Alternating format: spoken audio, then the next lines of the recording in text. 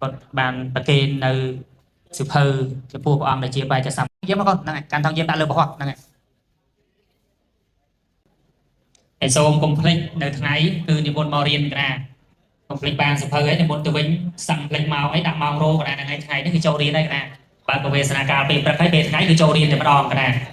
ខ្ញុំសូមនិមន្តមកបានគ្រប់អង្គហើយវត្តមានគឺគេចាប់ដើមយកតាំងពីថ្ងៃនេះទៅកណាខ្ញុំសូមនិមន្តបានគ្រប់ព្រះអង្គតិចចូលរៀនបើប្រវេសនាការមិនទាន់បាន2ថ្ងៃផងវត្តមាន4អីរឿងអីហ្នឹងណាហើយកុំសោយជីវរឡើងដាក់ជីវរចុះក្រោមកុំសោយ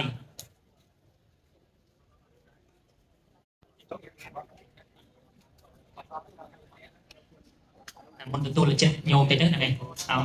មុនលើគ្រូមកលើគ្រូមិនថងគាត់នេះហ្នឹង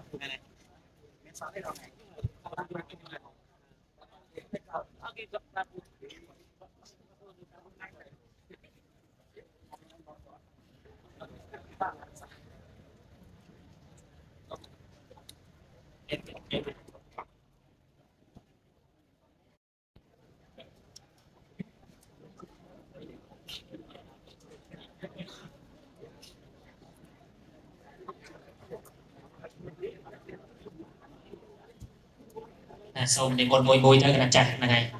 ថ្ងៃនិមន្តមកសិក្សាបានគ្រប់ព្រះអង្គហើយយាមស្ពាយចាំដូចគ្នាពេលមករៀនណាអត់មានស្ពាយដាក់នៅលើឲ្យសោយជីវរសោយប៉ៅម៉ាងអីហ្នឹងបកគលវិញ្ញាណស្ថានណាទងជាតិនេះរៀនថ្ងៃល្មម